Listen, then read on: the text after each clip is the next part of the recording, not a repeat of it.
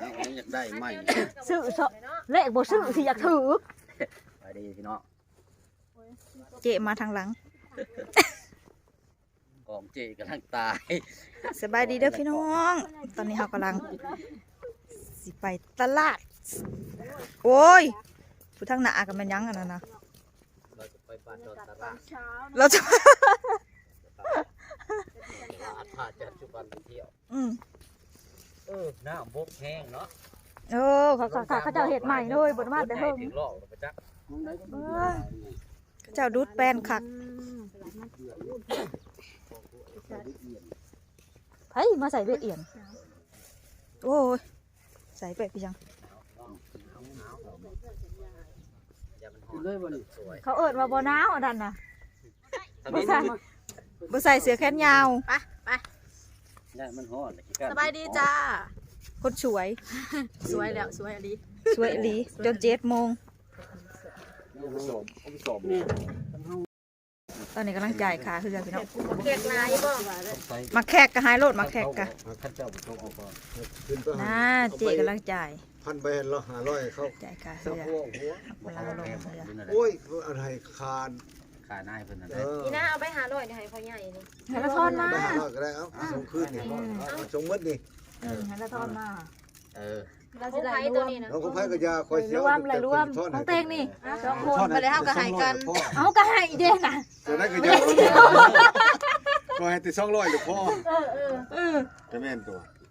300 กับ2 4 5 5 6กับ30เฮ้ยแล้วก็300 300เพิ่นยังมีเอามาส่งคืนหมู่ 200 โอ้น่าสมองไปบ่ หาใบใหม่ให้แน่ใบร้อยนี่ เอามา จงใจกินฮอดผู้บ่าวแห้งลงหน้าลงหลังน้องดาว เอาไปส่งนึงเงินใหญ่บักหลายนึงยังสิยากเต็มกระเป๋าเงินเราเป็นตับอยู่ คอยซื้อ โอ้ย เราหลุดเตรียมเพาะ มีเดียวขึ้นไป ไปนะแม่ถ้าอยู่ได้หัวน่ะ มานั่งดอกท่านนี่ ท่านยกก่อน มันมีขี้ต้ม ขักเฮือนขักแห้ง จั จักมือเผาเฮือน คือสีขักแต่ว่า โอ้ยชื่อมัน ลงเรือกันจ้ะพี่น้องมาแดดแจ่มแท้นี่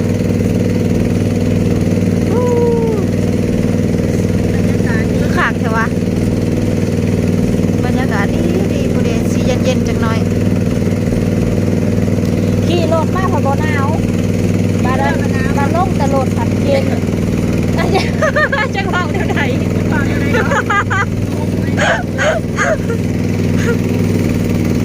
หนาวกับเย็นคนละหนาวเนาะ ได้ทีนี้บาทนึงเฮ้ยเอาผักไปเด้อเอาผักเด้อ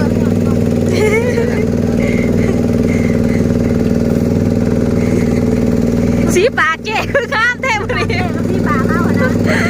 ใช้เบอร์อะไรเดียววะ ดูชิ้นช้ายเลย ฮะ เอานี่แหละคันใส่มาเลยอยากใส่น้ำต้น โอ้ยก็ให้ถามหน่อยเนาะ ก็แปลนคันนี้แปลนแล้วนะของเอาก็แปลน สีอ่ำเนาะ แปลนคือซ้ ช่างแต่มันหน่อย ถ้าเขาเดียวเบิดเลย ำเล่นออกเบิ้ลด้วยกันด้วย แตงเดียวหนึ่ง ข้าวผัดใหญ่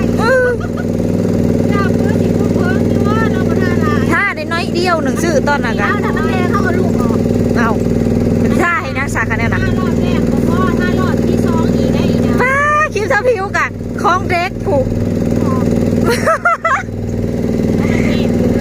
เพราะว่าเพิ่นยังเด็กอยู่นะพี่น้อง เอาข้างหลังหน้าใส่เอาคนเอาคนเอาคนแล้วก็คงจะสาวอยู่เนาะคนสาวลูกทรงก็ลูกเลยคนจะสาวอยู่เนาะคนข้างหลังหน้า ใครอยู่น้ำยาย ไม่ได้ความดันที่สุดเลยความดันขึ้นคือถ่าย เป็นน้ำเรากินข้าวเหนียวอ่ะแล้ว ก็ความดันแข่งที่เราตัวเด็กความดันโรคหน้าแบบแต่ว่าความดันขึ้นบานนี่ความดันขึ้นเลยเราย้ายเวลาไว้เดือน มันบอกคงถี่เนาะ บอกเลยว่าลงไป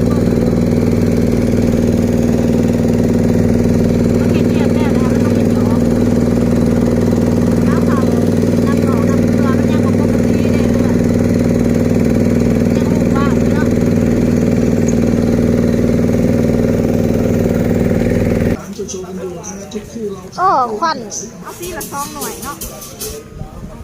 ะซีละคู่โอ้ย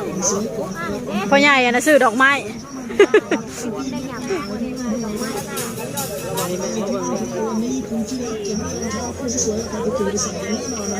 นี่โพนี่น่ารักน้ำไม่ใหญ่นะกันนาย กระตุนรอตลาดพี่น้องเป็นไม้เป็นสืบปอกหมอน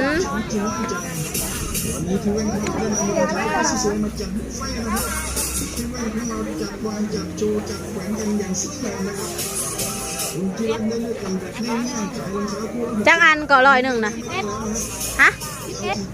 ตอนมันใหญ่ 101นะได้เออ11 อันต่อ101เอาคือพอซื้อเถอะเฮาก็สิเอาเขาสิเอา101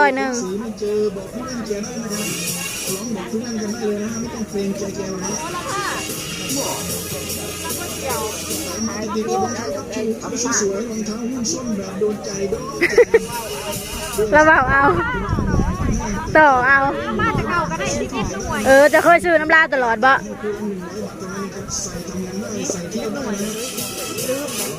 นับไหม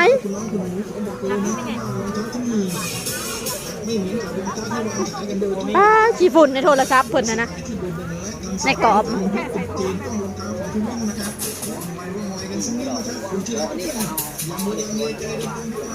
ตลาดนัดอำเภอสนุมานป้าเขาลืมเบิ่งปิ่งไก่เตาปิ่งไก่ตั้งกระโดดเฮ้ฮะ ทำสวนดอกไม้ แล้วเก็บเงิน จ้า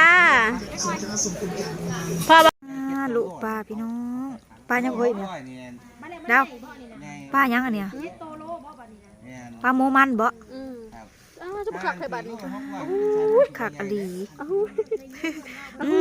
ตาอันยังหยุบเต้ยพี่น้องป้องไปตัวละ15 บาทได้พี่น้องที่เราเห็นอยู่เด้มันก็ใหญ่เติบอยู่เด้เฮ้ย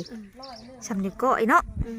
ก็ใหญ่อยู่ที่เราเห็นหยุบนี่นะตัวละ15นะคะแห้งมาลายแบบนี้เฮ้ยกระโดดเถอะทุกสปัดขากแท้นี่ปลาโมมันเอาไปน้ำเลยอัน คันแม่พันธุ์มันใหญ่4-5 นิ้วได้บริเวณนั้นแหละพักกันมานั่งปลาอยู่ยำตัวคักอลีเฮ้ยเอาไปเห็ดแนวนี้เลยพี่น้องเฮานะบ่เลยเฮาคือบ่เห็ดแนวนี้ซะปลาเฮาเพิ่นบ่ลายแนวนี้เอ้ามันก็ลายอยู่เฮ้ยเฮาบ่ได้เคยเห็ดแบบนี้แบบเฮาอยากถ่ายคลิปนะเนาะแต่เฮาหักบ่เห็ดเฮ้ยเฮาเห็ดแบบนี้มันก็เยอะๆมากเกินนั่นแหละไปในเย่บ่ได้กินซ้ำเฮาก็มาเห็ดเด้ออยู่น้องเฮาบ่มีปลาอันนี้กับปลาแนวอื่นหน้าผาเฮาต่อกันกับเด้อร้านหั่งร้านมีฉันน่ะไม่ใช่ร้านเถิกร้านยะน่ะพี่แหมเด้ถ้ามันกระดอเลยพี่น้องเด็ดเจ๊กำลังเคลียร์สาวสุปนีเพิ่นซื้อปลาไปปล่อยพี่น้องตัวละ15 บาทอ่อนในคันมาเห็นของเพิ่นน่ะแนวนี้โลดดอกบ่ของเฮามันสิเป็นอยู่บ่คักของเอ้ยอยู่หน้าเด้อมาปล่อยซะก่อนโลไอเดียวเดี๋ยวเพิ่นเอามาปล่อยอ้าว100กับบ่แล้วมันก็หลายแถวเอาลูกบ่ได้ไหม้แล้วมีตะปาตะพอกป้านี่มาบ้านนี้เฮ้ยเราก็ได้ทะเลมีบ่สุดท้ายในดาวปลาโมมันคักอลีมันก็โตใหญ่เติบบ่ได้เฮ้ยอันกันลูกมัน3โลได้อันนี้น่ะ7โตโลผมต้องเป็นบัดมันใหญ่นั่น7โตโลปลาโมมันนี่ได้มันก็โตบักใหญ่ติซะ